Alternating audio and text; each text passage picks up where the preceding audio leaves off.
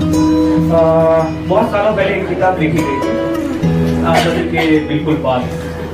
काफ़ी मोटी थी वो, काफ़ी वजनदार थी, जिसने हमें रिपब्लिक ऑफ इंडिया का दर्जा दिया, जिसका जश्न कल समूचा भारतवर्ष मनाएगा। काफ़ी सालों से इस किताब पर एक मुकदमा चल रहा है। आज इसी की बात करूंगा मैं। अगर ऐसा कहा जाए, मतलब सबसे ज्यादा जरूरी चीज इस पूरी किताब में जो लिखी गई थी वो थी फ्रीडम ऑफ स्पीच, और उस चीज को लेके हम अभी भी कहीं ना कहीं किसी न किसी तरीके से जूझ रहे हैं। निवेदित करता हूं आप सभी के समक्ष जुड़े रहिएगा। अभिव्यक्ति की स्वतंत्रता, फ्रीडम ऑफ स्पीच। भारतीय संविधान अपने अनुच्छेद 19(1)(a) में इस अधिकार की कवायद करता है। ये एक ऐसा सिद्धांत है जो किसी व्यक्ति या समुदाय की स्वतंत्रता का समर्थन करता है। ये हमें आजादी देता है कि हम जो सोचते हैं, जो मानते हैं, उसे बिना किसी डर के, बिना तोड़े मरोड़े पेश कर सके। भारतीय संविधान हमें ये हक देता है, हक जो एक आवाज है, आवाज जो कभी मेरी है, आवाज जो कभी तेरी है, जिसका एक वजूद है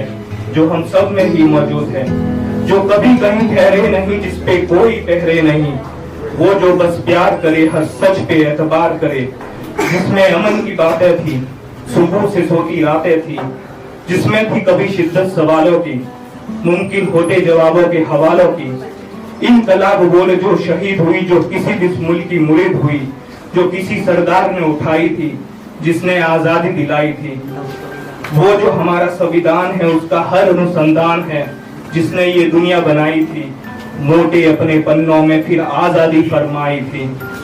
जो राजधर्म निभाती है, सबको एक समान बताती है, जिसकी वजह से सीता धरती में समाई थी, जिसने द्रौपदी की लाज बचाई थी, जो एक बीवी के ना कहने का अधिकार है, हर बार उठते हाथ को रोकने की हकदार है, जो किसी छोटू की किताब है, किश्तों की जिंदगी के परे किसी नौजवान का ख्वाब है, मंजूरी बन लहू सी जो नसों में बहती है, आवाज जो इंसान बनने को कहती है, आवाज जो गूंगी बहरी हो गई, दो तरफा होने की फिराक में कहीं खोकर सी रह गई, ढूंढो उसे जाने अब वो कहाँ है, शाख से गिरे पत्तों सी है वो, उसका कहाँ कोई जहां है, लावारिस ख्यालों सी खोजती रखवालों की पनाह है, जो कभी लड़कपन में खड़ी हुई, अब है दफ्तर के कोने में पड़ी हुई, जो बस न्यायालयों का खेल है, किसी मंत्री जी की रखेल है, जो चुपचाप गाली भी सहती है,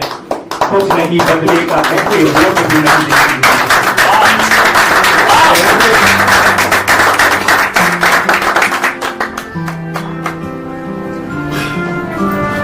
जो बस न्यायालयों का खेल है, किसी मंत्री जी की रखेल है, जो चुपचाप गाली भी सहती है, कुछ नहीं बदलेगा कह के वोट भी नहीं देती है, जो बस नायकों का भेष है, हम सबके मन का द्वेष है, जो किसी के मजदूरी का हिस्सा है, किसी नाइंसाफी का किस्सा है, जो छोटे कपड़े पहनने का डर भी है, घूरती आंखों की बेशर्मी का कहर भी है,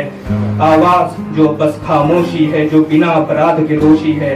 इसमें शोर है विकास की बातों का और कोहराम बदहाल हालातों का, जो बस एक बेचैनी है, जिसे कहानी ये खुलकर कहनी है, जो सच का आखिरी कतरा है, जिससे खुद को भी अब खतरा है उछलते झूठ के अब तो सिक्के खरे, और फिर इस पे जी भर के वो अफसोस करे। हुक्मरानों ने इसके मुंह से ज़बां भी खींची है, और सच देख न पाए ये आंखें जो कसकर नीची है।